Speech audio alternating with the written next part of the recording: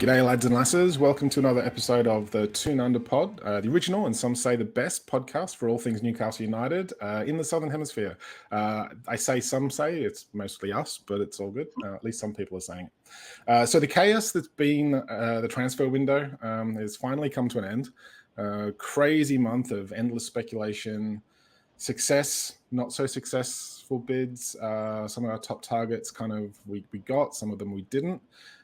So we're going to have a roam through today as an attempt to kind of sift through the rubble, try and make sense of what we can of the last 4 weeks or so. So we're going to do a three-parter today for everyone. Part one, we're going to look at sort of the incoming players, those that we have signed, success stories that they actually offer us. In part two, we're going to delve into the perception of the failures, who we missed out on, what they could have meant, and give a bit of a rundown on what each of our marks out of 10 are for this window and where we think things are going to go. And then part three, we've actually got a fair few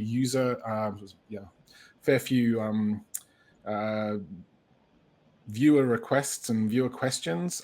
So we're going to go through those in part three and sort of try and answer some of those questions as best we can.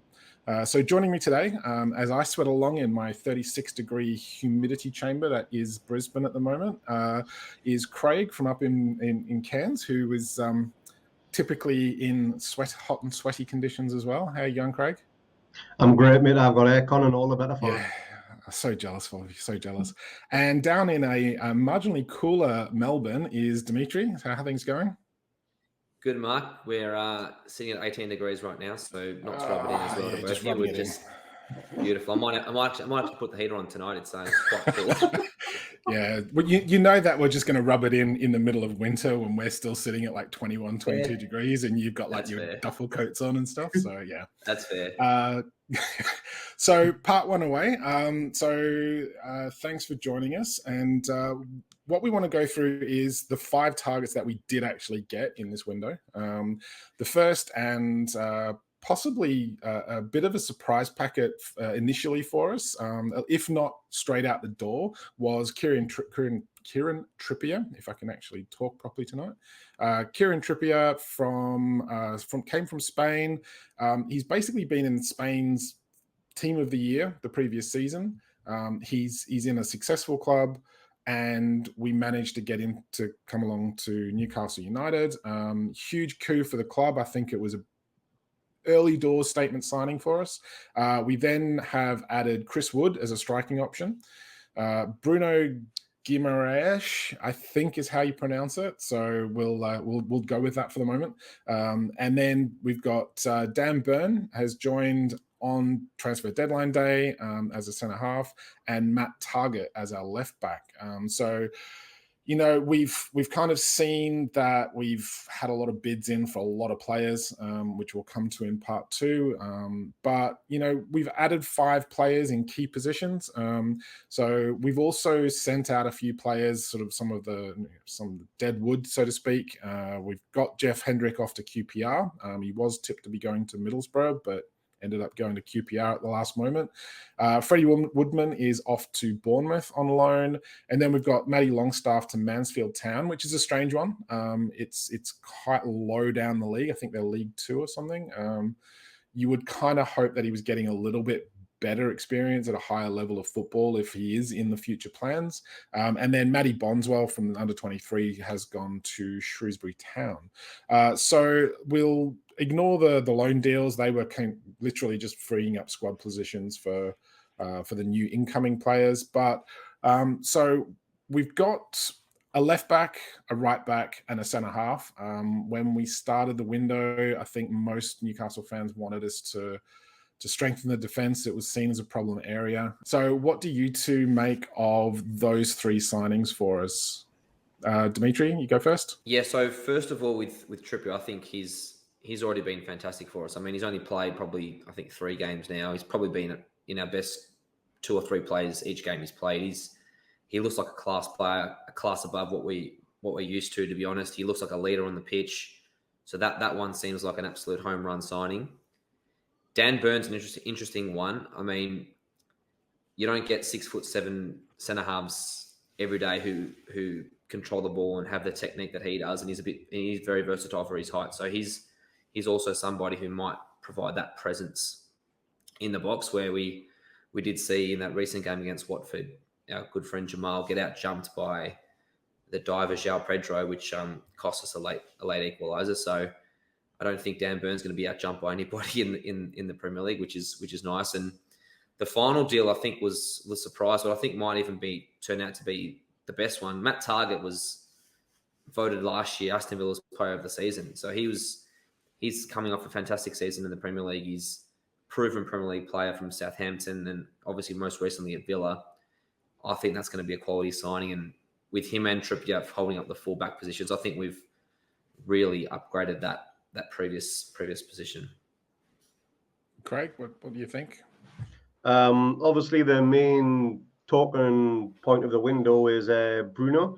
I'm not even going to attempt to pronounce his surname because I will get that wrong. But I think even a lot of the Sky Sports presenters, they were picking him to be the signing of the window. There was a lot of talk of him going to high-profile clubs, Juventus, Arsenal. But he chose us, whether it's because of the extra bit of coin he's going to receive or whether he's seen the big picture that's been put before him. But he is going to be the catalyst for the next 4 or 5 months, whatever. If he has we'll call it the Joe Willock effect, then that will be safety almost guaranteed, I reckon.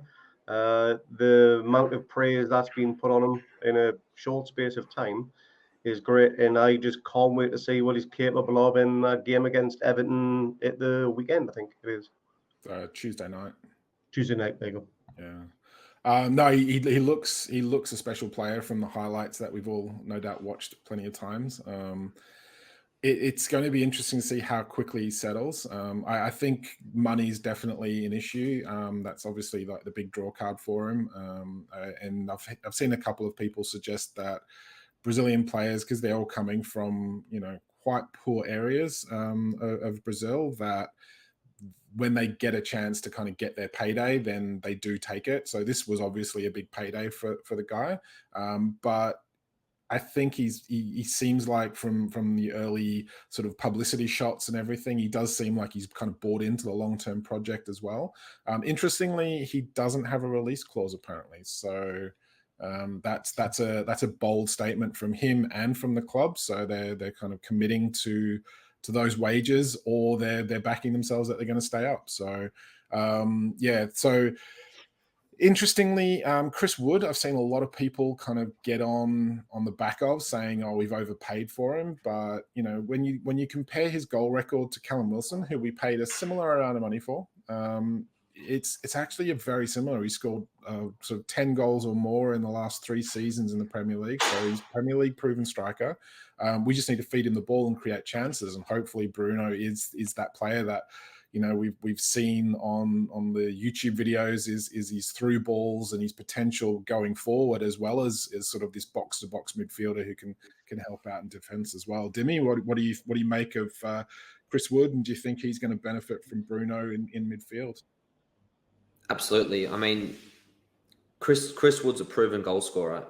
Now, we can't really judge him off our last couple of performances. Their service has been pitiful, to be honest.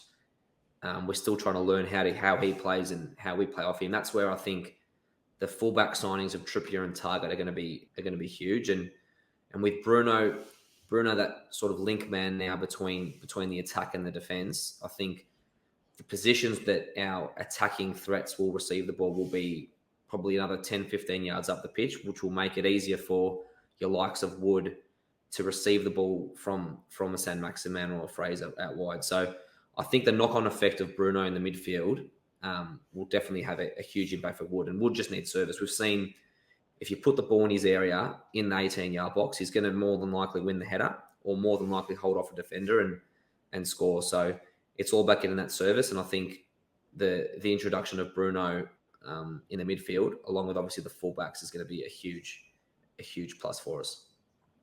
Oh, definitely. And I think the if you look at what we seem to have built is people who can cross the ball, and 2 players in Dan Burn and Chris Wood who are head and shoulders literally above everyone else and really good players in the air who are going to be able to benefit from decent delivery into the box. So I'm expecting set pieces for the rest of the season to be really important. And that's going to be the key for me. I think Everton, certainly, and we're going to do the Everton preview, I'm sure. But if you look at Everton, they're not particularly great at defending set pieces. So it'll be interesting to see how we go with those two aerial threats plus the delivery from the wide areas. So it's interesting with Matt Targett for me is I don't quite get, and this is something that I know we've got your mate coming on who runs the one of the Villa podcasts, Craig, in a couple of weeks' time for the Villa preview. So if you follow that, that'll be interesting to see. But one of the questions I'd like to ask him is what he feels Matt Targett sort of offers and why they felt they could let him go. I know they've signed Digne, but it seems a strange one that they've kind of already got a pretty good left back and they've signed another one, but then let one of their best players go. Now, at this moment in time, I'm not complaining, but I mean, have you seen much of Matt Targett, Craig, or are you kind of? I've only sort of seen the highlights here and there. I haven't really watched a lot of Villa games, I have to admit. I haven't seen much footage of him, but I did check out his stats earlier on today. And one thing I did see, and I know this isn't a huge attribute to have, but it's actually better than what most of our defenders. He's actually got a really good discipline record. So suspensions, that sort of thing, is not really going to be a big worry for him. I think he picked up 23 yellow cards in 170 games, which for a defender is fantastic. That's good for anybody, let alone a defender. And he's few assists. He can cross the ball. He's got a little bit of pace on him, a bit more than Dummett, but that's no real surprise.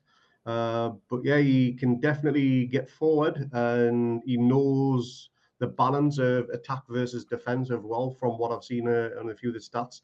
But again, that's just coming from numbers on a screen rather than actually being able to see him with my own eyes. Yeah, it'd be interesting to get some feedback from your mate. If he's on, it's something that I'm curious to know whether or not they feel like Villa fans feel like they're going to miss out from him, because from what I'm seeing in his highlight reels is a lot of good defending, a lot of crossing over on the left wing, and a lot of really good deliveries into the box. So yeah, bring it on. Mm-hmm. So we'll kind of wrap up part one there for the moment, and we'll be back with part two shortly.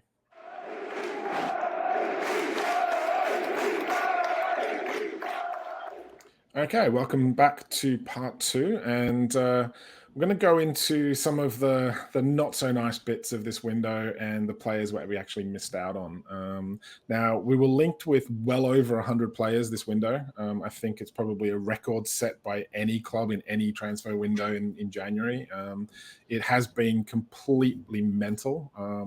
Now, whether or not that is media speculation, whether or not it's agent talk, trying to get more money for their players or trying to engineer a move for their player, whether or not it's clubs releasing that information because they're trying to generate interest, whether or not they're trying to like bump the price up of a player who is already moving by getting us in and trying to generate some sort of bidding war.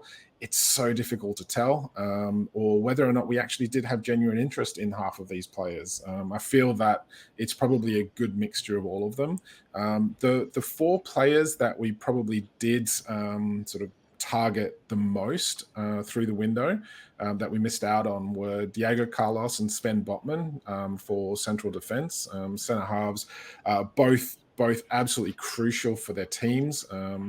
And then Jesse Lingard, we tried to get on loan and was quoted a ridiculous amount of money to get him for 3 months or so. And the other one that we did miss out on was Hugo Ekitike, and I don't know if I'm pronouncing that right either. But, you know, he is this 19-year-old wonder kid from France who hasn't played a lot of football, looks very raw, but, you know, everyone's talking about him as the next Henry. It's sort of really exciting. We all thought we were going to get him. Carlos and Botman, I think we were dragged on quite a long time in the window with those two, probably wasted a lot of time. Lingard, I think we were just sort of Man United was trying to save face. They obviously are a little bit paranoid about us staying up. They wanted a £12 million clause put in that if we stayed up, they got a massive windfall from it. That to me just says that they're running a little bit scared in terms of what we could do if we do stay up, and they were trying to cash in on that. Ekitike, I think, was definitely one for the future. The others that we did miss out on, probably more loan moves or free transfers that the players just didn't want to come here. Obviously, Everton's picked up Dele Alli, apparently on a permanent deal. We were just talking about before. That seems a little bit strange with Everton's financial restrictions, but obviously with the Lucas Digne sale, they've managed to kind of cook the books a bit, if as it were.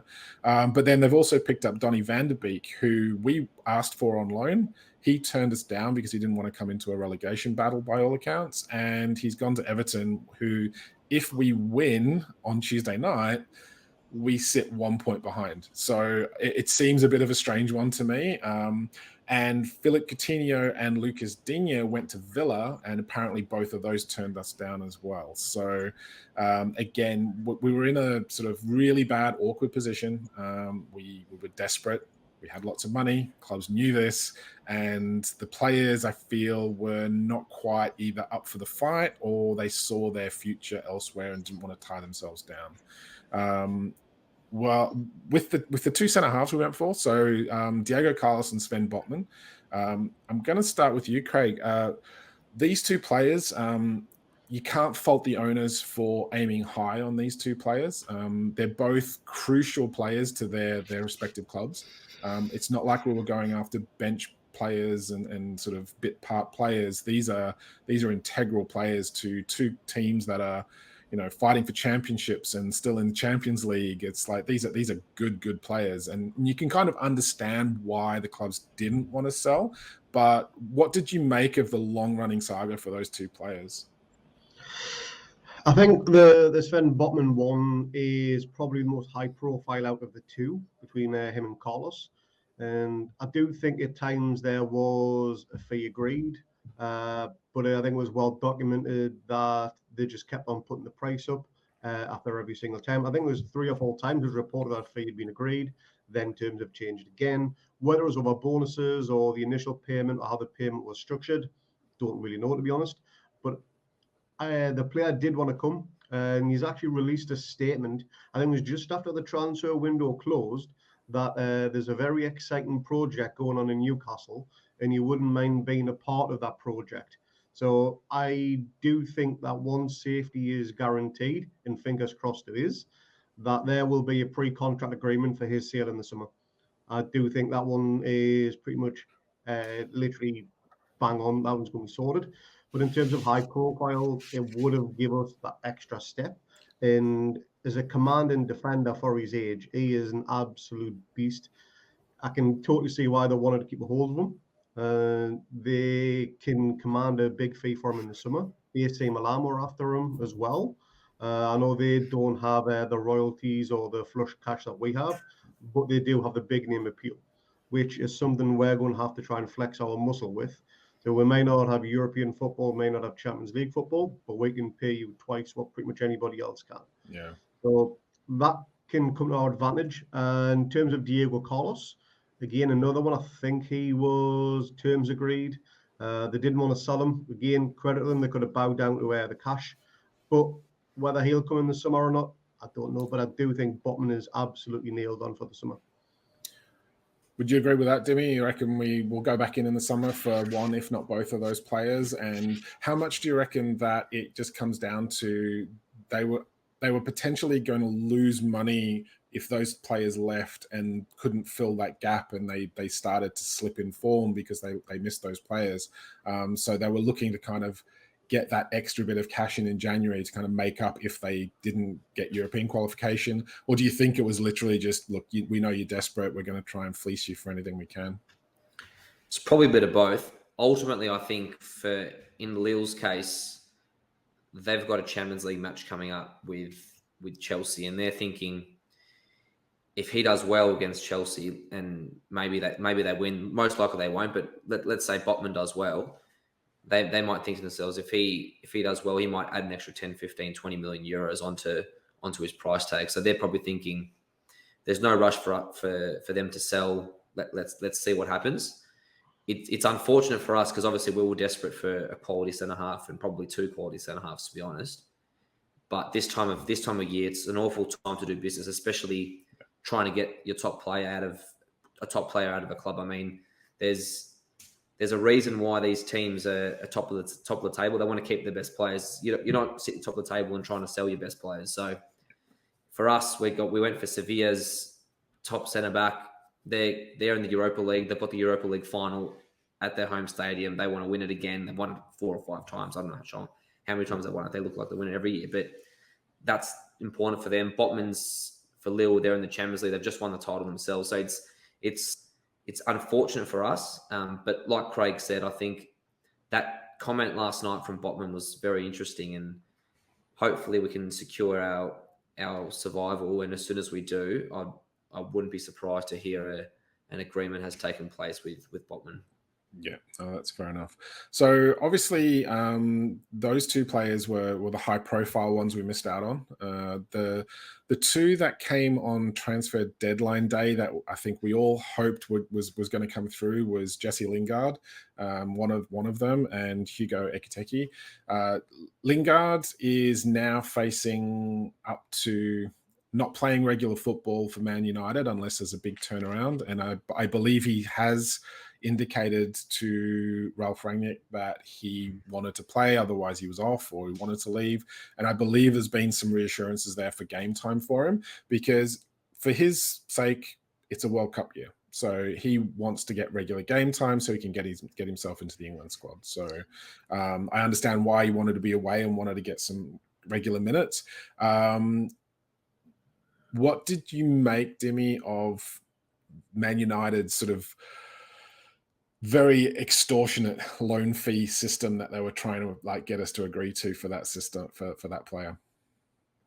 Yeah, well, like you said, it's no surprise. I think not only Man United, I think a lot of clubs are quite fearful of what we could become if we do stay up and if we start spending the money that we know we have, especially since Ashley hasn't spent anything. We've got extra for financial fair play rules that we can spend where other clubs can't. So definitely they're I think not scared, but definitely fearful of what we can achieve.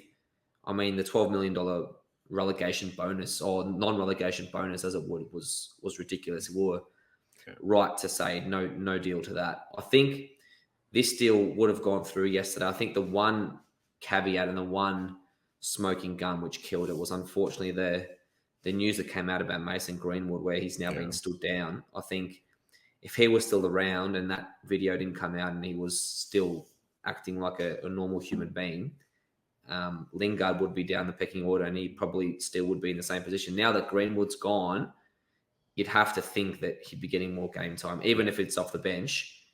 That's where that, I think, changed for us. So again, unfortunate for us. We can't do anything about that, but I think we're right to hold our ground and not say to Man United, yeah, no problem, we'll put the $12 million clause. That was ridiculous. Yeah. So Craig, just one last word from you on Ekitike. That broke, that we went back in for him. A little bit disappointing that we kind of seemed to lowball the offer before, sort of early in the window, and then chose to go back in at the very last minute. There's a little bit of, why didn't we try earlier? Why didn't we offer that the first time? And we could have convinced the player to come. By all accounts, the player sort of was keen to come, but then decided he didn't want to move at the last minute. It was such a rush and he wanted to kind of get his things in order or whatever. The club had agreed to it. So, he was not one for this season though. He was always going to be that one for the future, I believe. So, he looks a raw talent. He definitely needs to fill himself out a little bit. He's probably a little bit skinny for the Premier League, I would say. I don't know how he's going to handle that physicality, and some of his control and and play just in general just needs that little bit of extra maturity and some extra game time. Do you see us going back in for him? Do you think it's something that we should be doing? Obviously, a few of us were really hopeful that Darwin Núñez was going to sort of spring up out of nowhere. But that one didn't really even seem to eventuate at all. He turned West Ham down by all accounts, which by itself is a little bit interesting, given, if we were interested, maybe he's another one that's signed up for the summer to sign into the project. We don't know. We'll have to wait and see. But what do you make of Ekiteke, and do you think that we've really missed out there, or do you see that as, we can kind of make do without that till the summer? Well, with Ekiteke, with all the praise going around, he sounds like one of these players that just comes around once in a lifetime type thing. Like a Thierry Henry, Mbappe, that sort of player. They don't come around very often. And if he is in the same mold, then I do think we may have missed out on him. And I can see this from 2 points of view. From the player's point of view, and I can actually commend him from doing this, because he could have easily have said, right, okay, get me on a plane, I'm going to go to Newcastle. Because at the moment, he's rumoured to be only earning £800 a week, which for a modern day footballer is nothing. It's pitiful. And apparently we were going to offer him £25,000 a week. So that is a sensational increase in wage. He could have easily jumped on that plane and said, yeah, I'm going to become a millionaire by the end of the year type thing, get a massive sign-on bonus, and I can then just relax, do what I need to do. But I think the fact he turned us down, because it was maybe a rash judgment type thing and he did want to think about it, that shows that his head's a bit screwed on, which I'm pleased to see for a young footballer. And he didn't jump at the chance to earn a shitload of money very, very easily and very quickly. And again, I've got a bit of respect for him on that one. But you're absolutely right. If we did want him that badly, we should have went in first time, hard and fast. Put in the money they want, a little bit of negotiating, because you never want to just say yes to the demand straight away. That would just be a bit foolish. But a little bit of negotiating. I think the first negotiating time was about 2 weeks ago when the news broke out. Apparently, one of the clauses was, we'll give you a shitload of money when we win the Champions League. And apparently the chairman just laughed that off. And I don't blame him, to be honest, because that, even just us thinking about qualifying for the Champions League now, just sounds hilarious. Winning it is just on another level above that. So I don't blame that for getting turned down in terms of an add-on bonus or anything like that. Will we go back in for him? I think that depends on who we might be sniffing around in the summer. He is definitely one for the future. Could he be a bench player? Could he be that one that comes on with 20 minutes to go and steals a show type thing? Yeah. Absolutely. He could very well be. But if the likes of Núñez and they're available in the summer, who knows? I think if Wilson stays fit, which is highly unlikely, Wilson and Núñez together, that could be a pretty dangerous partnership, to be honest. But yeah, I respect the player for turning him down, because he had all the reasons to come. But I do think the club stalled in what they should have done in the first place. Yeah, I kind of wonder whether or not some of that was down to we kind of had our sights on some other targets, and we'd been told politely behind the scenes that it wasn't going to happen, at least not in this window, and then they've had to kind of pull something out to try and go for Ekiteke as an option. No one's going to know that. I'm sure they're going to keep all of that to themselves, keep the powder dry for the summer anyway. But yeah, I do kind of wonder that. So just quickly before we end part 2, and sort of give our sort of marks out of 10. Obviously, we've now got Van der Beek and Ali going to Everton. I think either one of those, I think Newcastle probably would have benefited from if they both had their heads on straight and both up for the fight. That was always the debate. By all accounts, Howe wasn't keen on Ali anyway. Van der Beek turned us down. Philip Coutinho apparently wanted to go and play for Steven Gerrard. Lucas Digne didn't want a relegation battle, which I get, and I do understand players not wanting to sign up for that if they can help it. But one of my early concerns with Eddie Howe was having that gravitas to be able to drag players in to play for him. And especially when you look at sort of overseas players, you know, you've now got Donny van der Beek and Dele Alli going to play for Frank Lampard. Big name, played for Chelsea, won loads of stuff. You've got Philip Coutinho wanting to go and play for his old mate and Steven Gerrard, his old teammate. Lucas Digne's signed up to go and play for him as well. Steven Gerrard, great player, he's won loads of stuff. You know, Eddie Howe, they're probably looking at just going, you know, he's got some respect in England from what he did, and that's fair enough, but he hasn't won anything. He hasn't won anything as a player. How much do you guys think that comes into the players' sort of psyche when trying to evaluate coming to us at the moment? It's almost like a wait and see thing from them. Dimi, do you want to take a crack? Yeah, it's a fine line. I think in Coutinho's case, by all accounts, he was very close to Stevie G at Liverpool, so that sounded like a no-brainer. I don't think Coutinho would have been the right character for us anyway. He's the sort of player I don't think would be up for your relegation battle away to Brentford or away to Norwich. He's not the sort of player I think you need. Digne seemed to have fallen out with Rafa as well, so there might be some problem with his attitude, because Rafa is definitely someone who gives everybody a fair go if they're putting in 100% effort. In terms of the question, it's interesting. There's always that fear, who's going to jump first or who's going to be the first big guy to make that call. I mean, Robinho was probably the first big name for Manchester City when they got their takeover. He was the first big name to sign. Bruno Guimaraes, he's a 23-year-old. He's made the jump. He's the international non-UK signing that's come on board with Eddie Howe. I think that might, if we stay up, might potentially open the floodgates with us. It's a tricky thing. We're 19th now. I think we're still 19th. I think we're still 19th or 18th.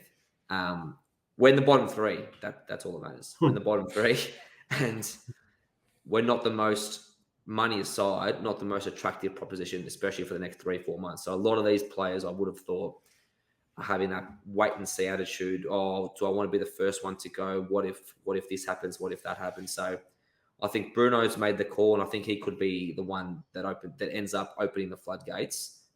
I'll say when we stay up. Craig? Yeah, I completely agree with Dimi. I think he could be the catalyst for bigger, better things to come, whether it be in this summer or even the next winter transfer window. Because if he shines in there, the World Cup, he gets a high profile, and who knows, he might take his big friend Joe with him as well. You know, that's something we've been campaigning for, get Joe to the World Cup.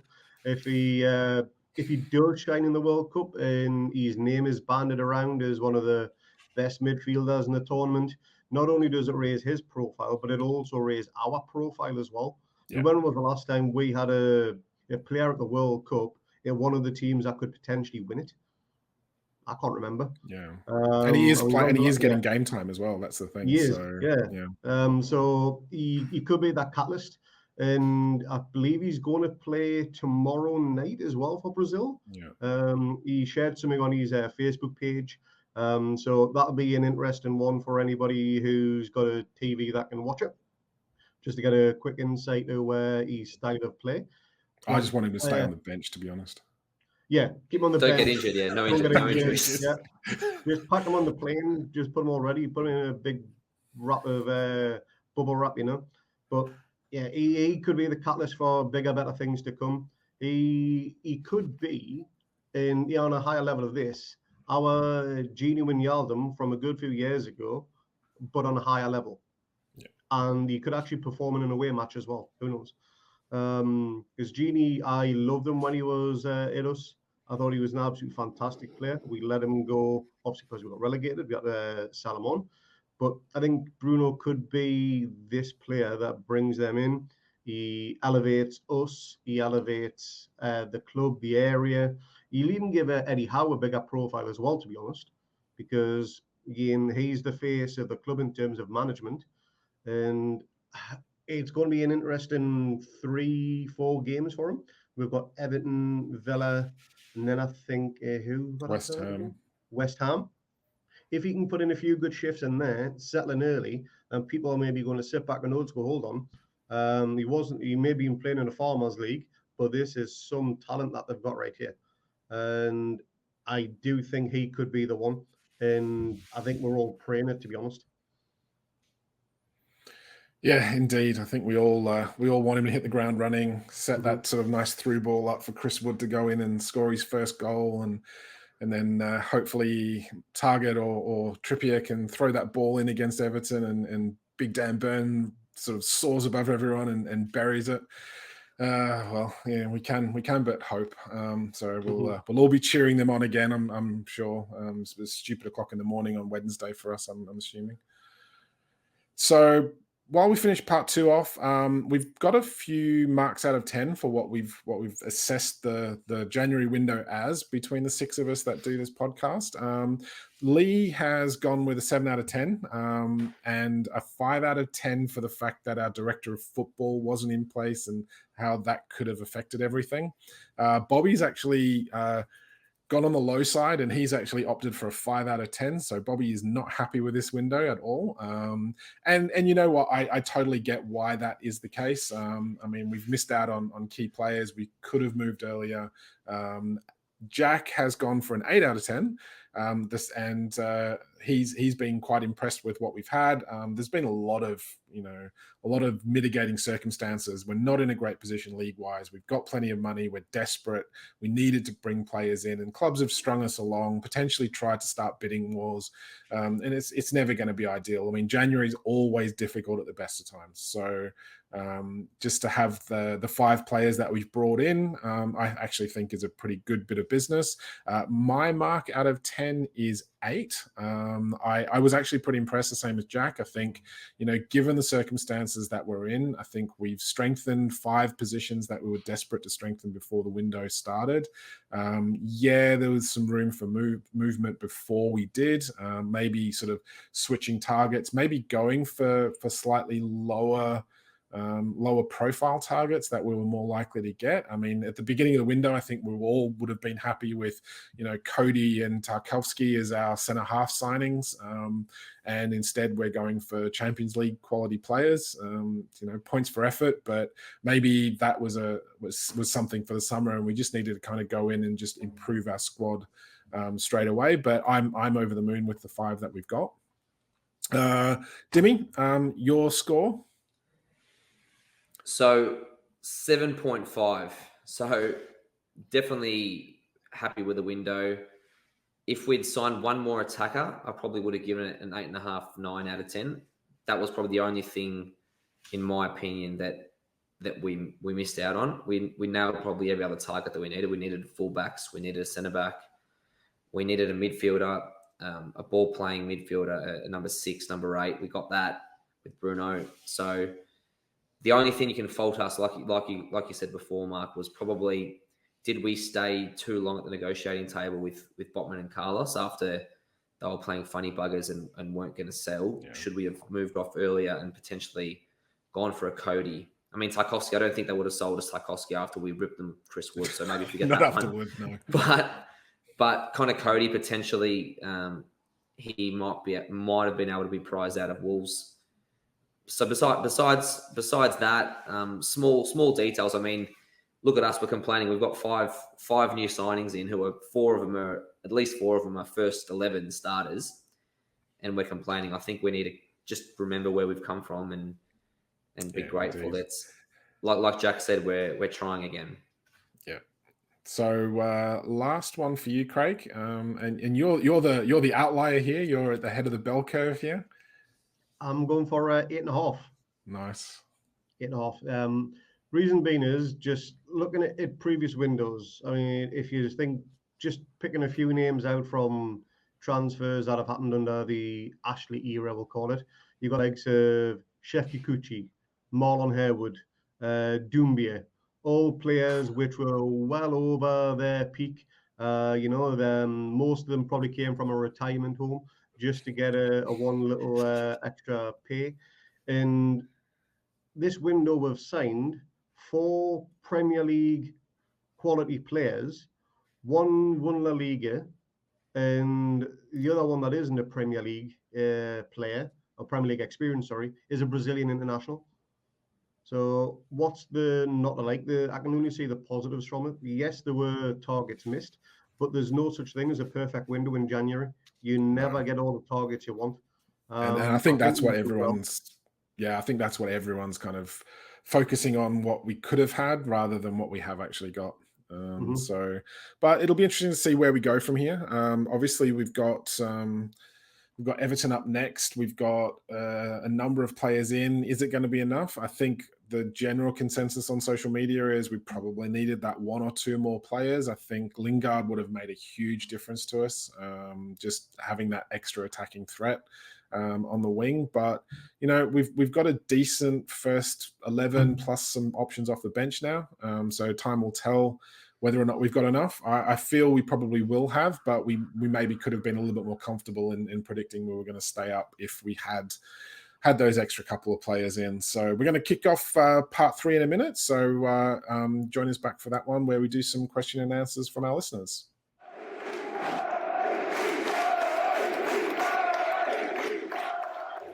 Welcome back to part 3, and we are going to kick off with a question from a user, Sammy Weg. So, gents, keen to hear your thoughts on formations with the new signings. What does the midfield look like? Really interesting question. Craig, I'll let you kick that one off. I think the middle of the midfield is important because the two wingers pick themselves in Fraser and Maxi. I think them two are always going to be there. The midfield is going to be interesting because it'll depend on the formation. Now, I think he's going to go for more of a 4-5-1. He's going to put 5 in the midfield with someone who's sitting just behind Wood or Wilson.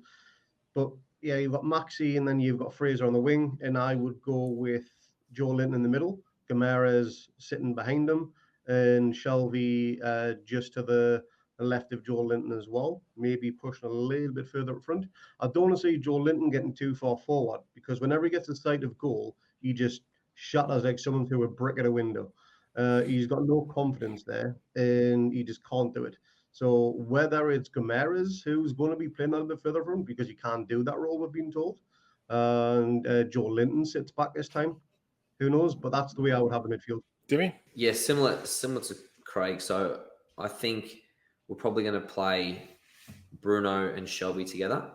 And I think we might see Shelby's performance lift even further because previously when Shelby's playing with Willock or Longstaff, both Willock and Longstaff are so scared to receive the ball. They're so poor on the ball at times. It puts all the pressure on John Joe to pick that ball up from the defence and carry it or pick a pass. Now you've got Bruno, who's obviously world-class in terms of his ball circulation and what he does in the middle of the park. I think that's going to open up the midfield. And we've seen too often that you can drive a semi-trailer through our midfield. It's been poor. So I think Bruno's going to really hold that side of the pitch together for us.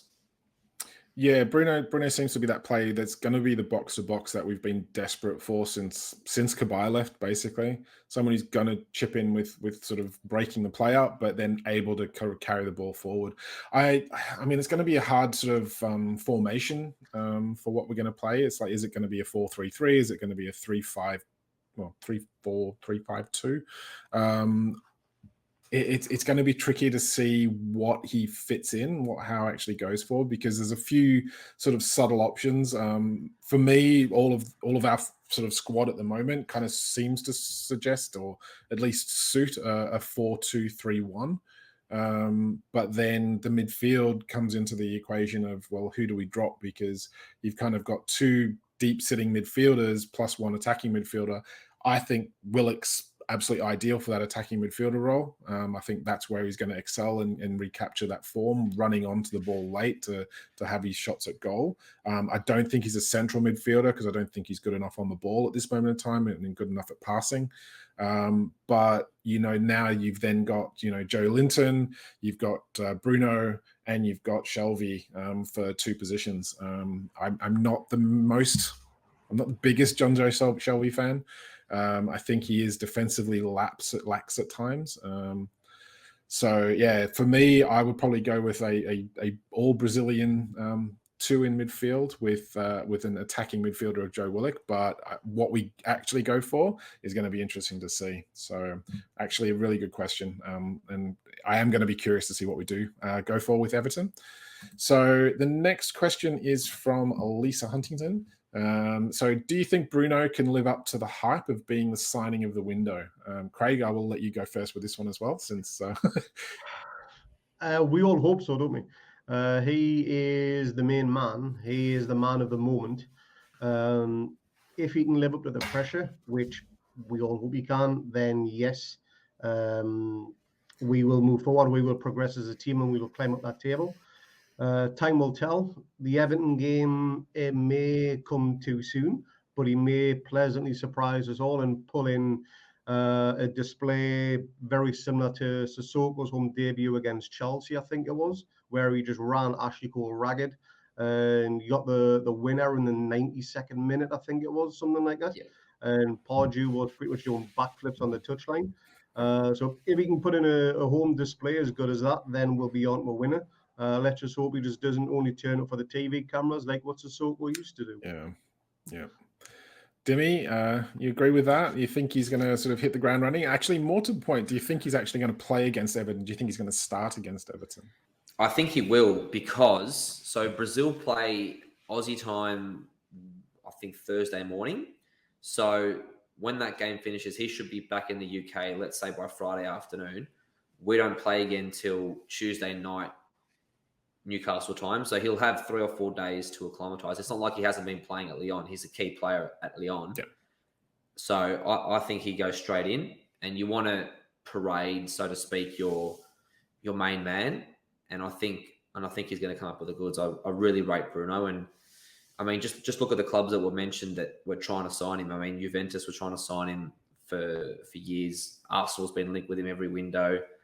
I think I've heard Liverpool linked with him in the past. So every top club in Europe have had their eye on Bruno. And the fact that the 19th or 18th place Newcastle United, who's been rubbish for however long, has now signed him is a great fillip for us. And I look forward to him running rings around DVB in the middle of the park next week.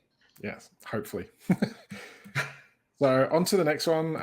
We've got a question from NUFC fan 1892. Do you think Dan Burn was a panic buy? This is actually a really good question. Do you think Dan Burn was a panic buy and they used his local connection to appeal to us fans to mask over the fact we didn't get a top quality defender like Botman? Demi? Tough question, that one. It's I personally think there's definitely a little bit in that. I think we've just touched on it before that we could have moved earlier. And we didn't. So maybe this was at that little bit of like, oh crap, hang on, the window's closing. We need a centre half still. What's your thoughts on that one? Yeah, great question. I don't think it's a panic buy. I think he probably, or clearly wasn't the first or second or third or fourth even choice of the ownership. But it's good to see that we've worked down that list and we've got somebody on that on their target. I mean, he's a Premier League experienced defender. He's been starting for Brighton. Brighton have been raving about how well he's been playing. I saw a few posts on their social media saying he should be up for Player of the Month in December. So it's not like we're picking up a player off the scrap heap who hasn't been playing for a Premier League team. And Brighton's been doing fantastic this season. They've been top half of the table. So I don't think it's a panic buy. I definitely think it wasn't a first or second or third or fourth choice buy. But that just means that we were aiming for the top quality. We didn't get the top quality. We've just got hopefully a Premier League standard centre back. Clearly he's that. So I wouldn't call it panic buy, no. Craig, you agree with that? To a certain degree, yes. I think the whole local connection thing definitely sticks. Because us, like any other set of fans, love nothing better than seeing a local lad playing for his local club. It just plays at your heartstrings type thing. But I do think he was brought in. I don't want to say a panic buy, because it certainly wasn't, because we paid 13 million for him. If we were going to do a panic buy, you'd go out and spend 30, 40, 50 million on someone just to get them in the door. To me, that smacks of a panic buy. I think they've actually been quite sensible with this one, because again, like we mentioned before, he's got Premier League experience. He hasn't been a bench warmer or anything like that. He will know the club like the back of his hand. He's supported them since he was a kid. He'll know the area. He'll take no time at all to get settled in, which is fantastic. And will he start against Evan? I think he will, to be honest, because we don't think we quite know the full extent of Lascelles' injury. He did miss the training game over in Saudi, I believe, because of that. If he starts, he'll offer a significant more threat to set pieces than what we've had for quite some time, and that's something that we've missed. So that's another angle to his game I think they've looked at. Yeah, I will actually go along with that. I think it's hard to discount the let's keep everyone happy when we've missed out on a few players with getting a local lad back into the club. But I don't think that, as you said, they're not going to be in a panic buy as such, because if they're going to panic buy, they would have gone and thrown an extra 10 million at Botman and got him. They weren't doing that, and I actually credit the owners for that, not getting ripped off and not just going out and throwing as much as they can to get their person. They have done some sensible business, and I think Dan Burn's actually a really decent player that is sort of pushing 30 now, but can certainly come in and do a job for us for a few years. And what a lot of people have discounted, and I was talking to people on Twitter the other day about this, is even if we go out and sign Botman and Carlos in the summer, we still need squad depth. It's something we haven't had under Mike Ashley. We've had the bare minimum to scrape by. And if we have injuries, well, you kind of hope you get enough of them back to get enough points to stay up. But if we want to push on, we've got to have those extra players to come in off the bench. We've got to cover injuries. So, he's going to be a lot more amenable to sort of being part of the club, even if he's not playing week in, week out all the time, than someone else that we could have got. So I think it's actually a really sensible buy. But yes, one that I think was down the list. Really good question, that actually. And Dexter has come along with a question. The questions I have is now, how does Eddie Howe keep us up? Where will the goals come from, and what formation will we be playing? So we've already touched on the formation. The goals, I think we've kind of covered that. Set pieces, I believe, are going to be really important for us. I think we've got Bruno, who's potentially going to be able to thread that ball through for people to run onto. We've now got wingers in ASM and Fraser that are going to have wing backs, or sort of at least sort of fullbacks, that are going to push up and overlap with them now. So it gives them support. And certainly on Maxi's side, we haven't had that. We haven't had anybody that can kind of get beyond him, put a cross in and give him other options. So it'll be interesting to see how he goes, because I know I've made my thoughts clear that I feel he is potentially now our weak link in terms of the passing game that Eddie Howe seems to want to play. But he's now going to have the option to pass to players, and that's going to be key for how we go. But yeah, I think we're going to have to win games, and we're going to have to win them soon, and unfortunately. Craig, what do you reckon?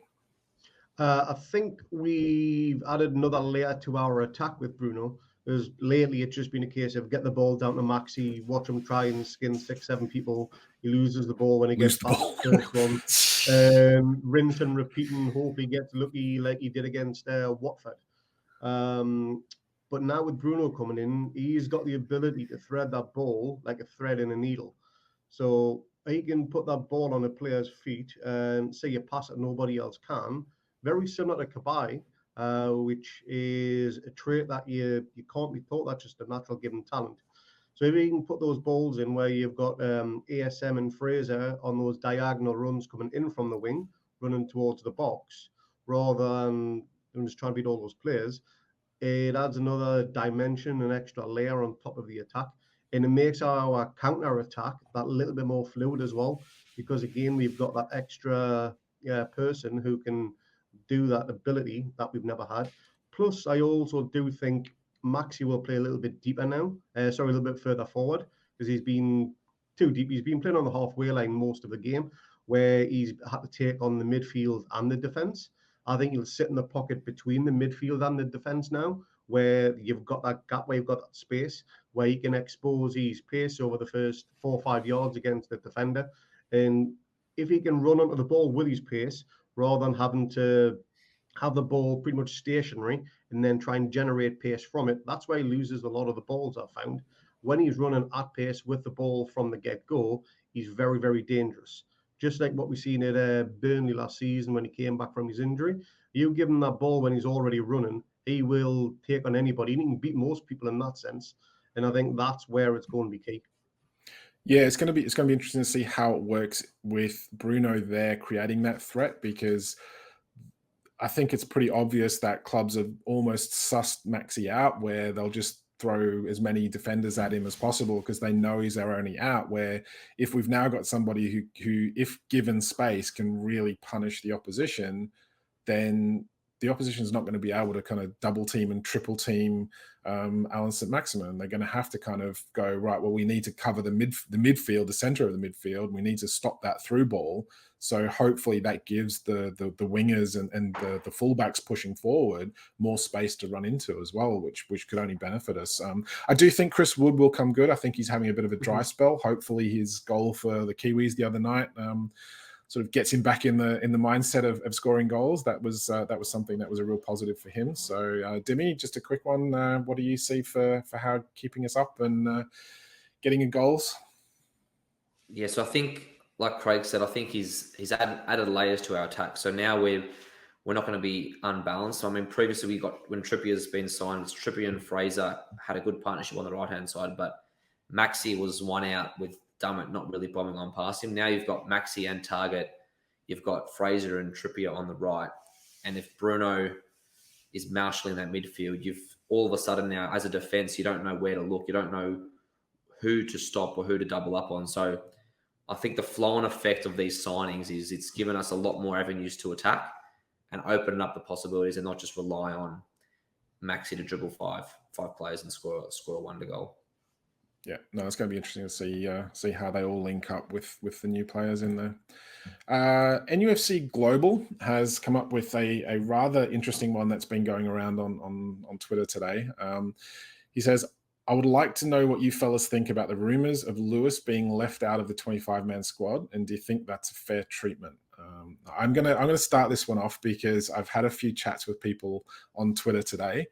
Now, apparently he turned down a loan move. Now I can't remember who it was to off the top of my head, but Birmingham was it? Yeah. So yeah. It was a championship club. So it was stepping down a level. He's had injuries. He's had form issues. He hasn't really shown he's fully capable of stepping up into a first team role at this moment in time.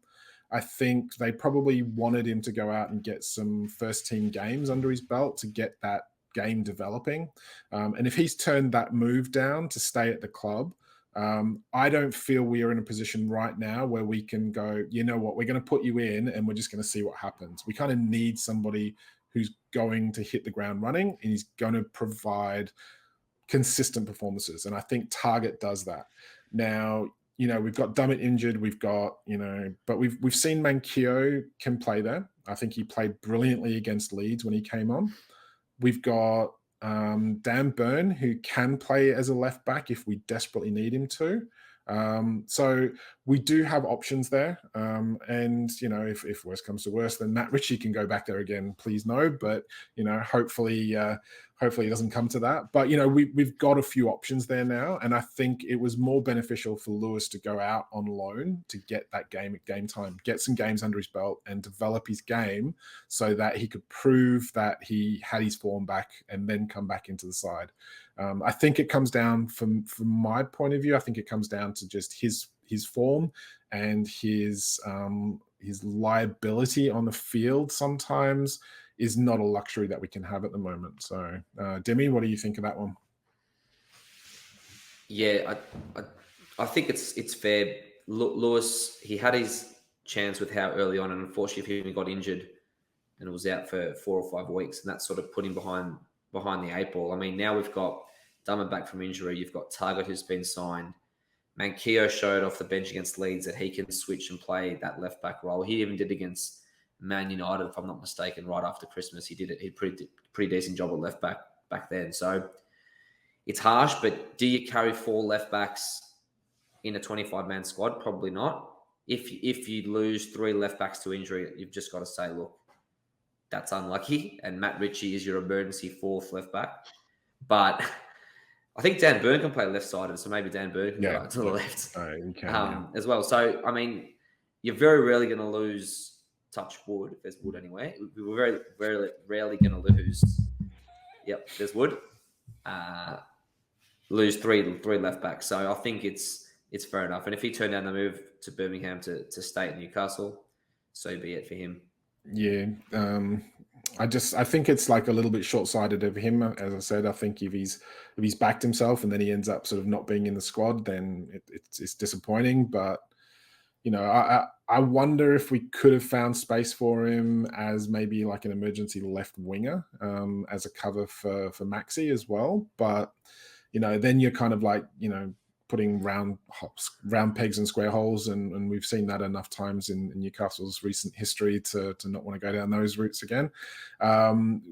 Craig, do you think that's a bit harsh on the lad? But I do, because you can't blame his injuries, because Dummett has been injured more times than anybody else. I think he played his first game in 6-7 months, whatever it was, just a few weeks ago.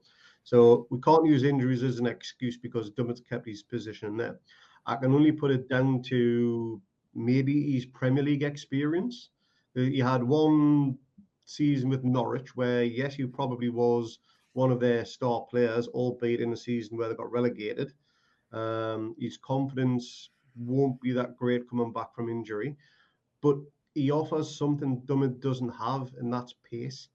And I would probably put him as a better wing back than a defender, to be honest. And if we have to resort back to that position, then I would have him there over Dummett all day long. I think Dummett will pick up another injury before the season is out, and his contract will not get renewed. He's just that type of player.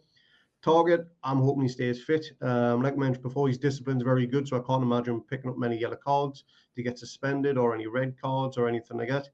But I think it's a strange one for Lewis. He showed promise under Bruce, which not many players did.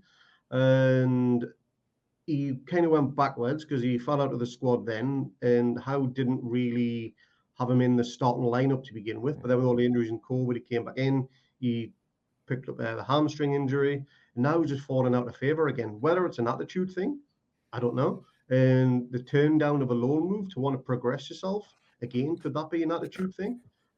I don't know. It's a strange one. I don't think it's unfair treatment because the club will always be bigger than the player. And that's what matters. That's the squad, not the individual player. Yeah, I wonder.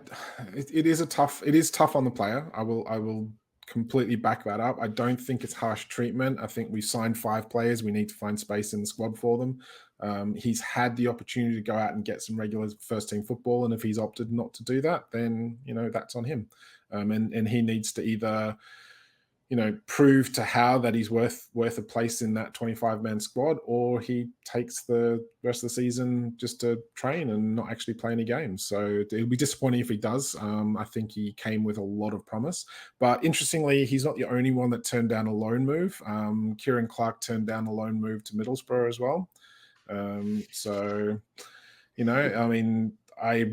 I would say we have to find sort of space for the new players. I would potentially have left Dummett out over Lewis, just purely and simply because I don't trust Dummett to stay fit for the rest of the season.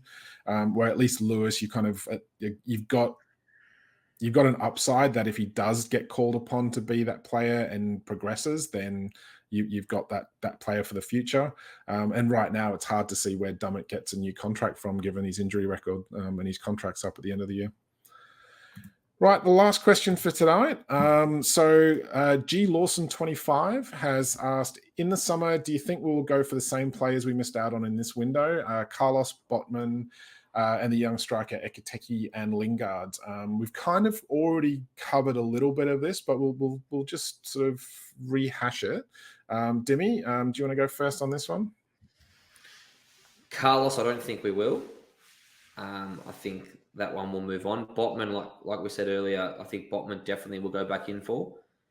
Lingard, I don't think he'll want to come to us. I'm pretty sure he wants to stay or go to London and play for either West Ham or Tottenham in the summer. So that one I think we'll move on from. And Ekiteke an interesting one. I think that if he continues his form from the start of the season, there might be a lot bigger clubs or a lot more well-established clubs than us going after him, especially I think Paris Saint-Germain was sniffing around, and if they lose Mbappe to Real Madrid, they might see him as the heir apparent. So that one I think we might try, but won't be successful. I think Botman will be, out of those four, will be the one that we will go for again.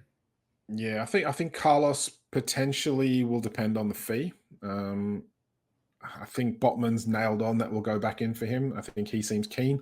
I think Carlos was keen, but again, I think if it comes down in price because he's a bit older and then they don't have as much leverage or whatever, then I could see them trying for both of them. Ekiteke is an interesting one just purely because if he goes to somewhere like Paris Saint-Germain, he's probably not going to get the game time that he needs. Where if he comes here and he's like one of the top strikers at the club, he's going to get those games and he's going to get that opportunity to improve and excel himself. Now, my only concern with him would be our record as a club for developing young talent is not exceptional. We have a pretty poor record of bringing through players from the academy and then getting players to improve over time. So, do we get this huge talent and then he sits there and doesn't really do anything, finds out that he can go out on the big market in the quayside and gets lost in blue bamboo every night or something? We don't know. So we'll see. I think I'm totally on board with Lingard going to West Ham. I think he probably would have been there in January had West Ham not seen had Man United not seen West Ham as a direct competition for a Champions League place this year. I think he's kind of got history there now as well. I think he sees himself there and he probably doesn't want to go to London. There's one last payday for him though. So, money talks and maybe that is an option as a free agent in the summer. But I'm always a little bit skeptical of like throwing a wodge load of cash at a free agent that's getting on a bit in age. As Juve can probably attest to with Aaron Ramsey. So, Craig, last comments on that one? Carlos, I think it's 50-50. It'll depend on maybe outgoings for us in the summer because we'll need to shift. Obviously, Shaw, his contract is up in the summer. I don't know if there's been any talk of a renewal or an extension or anything like that. I wonder if he'll just go on free. I know he's obviously free to talk to other clubs outside of the UK right now. So he could go, which means a squad place would be available to bring Carlos in. Botman, I definitely think will come in. And I can actually see him coming straight in and getting the captain's armband, if not him or Trippier, because I think Lascelles will go in the summer as well. Lascelles, he's an okay captain, but he's not a great footballer. And he's not going to improve or take us forward like we need to. But Botman and or Carlos will. And I think we touched on earlier on the statement that Botman put out. He wants us to come knocking on that door once we've got safety guaranteed. And if we get safety guaranteed, that is, I think he will be ours. He likes the idea of what we're trying to do as a club. Ekiteke, again, it depends on who's available in the summer. We all know the January window is very tricky. A lot of players don't want to make the move in January. They don't want to be unsettled. They might be in the middle of a European push, whether it be Champions League, Europa League, whatever it's called these days. They might be aiming for something like that. But it's a clean slate for any player in the summer transfer window. You might think, you know what, we haven't qualified for Europe this year.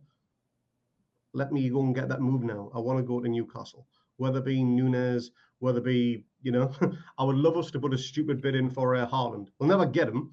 But just throw a lot of money at him and say, look, yeah, come play for us. We know you're never going to sign that contract, but it would again just elevate us to that level because it makes a statement. Yeah, it is. It's a statement thing, and I don't think by any stretch he would even talk to us. But if we say, yeah, we'll give you a stupid amount of money, it will give you the number 9 shirt, you'll be trying to get God, blah blah blah. It would elevate us onto that level that we want. And that would be one hell of a statement saying, but it'll never happen. Lingard, no. If he was that desperate to come to us, then he would have already been here, I think. I really do. before the whole unfortunate situation with Mason Greenwood. I think it would have happened. He would have talked to the directors at Man United and said, look, just let me go. I've been here since I was 9 years old. You don't want me. I want to go. Simple as that. And Ekiteke, as mentioned, it'll depend on movement of other players in the summer because, again, everyone starts from scratch. Cool. Excellent. So actually some really good questions there. Thanks very much for everyone who did write in.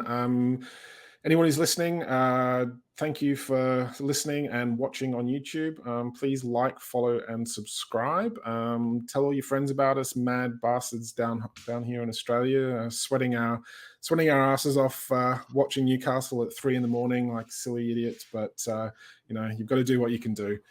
So please send some more questions in for the next time. I think it's been good to get some feedback and get some interaction with everyone. And just before we head off, one last question for the both of you. Have we done enough that we can stay up? Dimi? Yes. Confidence, I like it. Craig? Yes. Yep, and I'm going for 3 for 3. I think we've done enough. I think it'll be tight. I think it'll be squeaky bum time, but bring on the summer spending spree. That's going to happen. So thanks very much, everyone, and cheers, guys, and we'll call it quits there. See you on the next one. Thanks, Mark.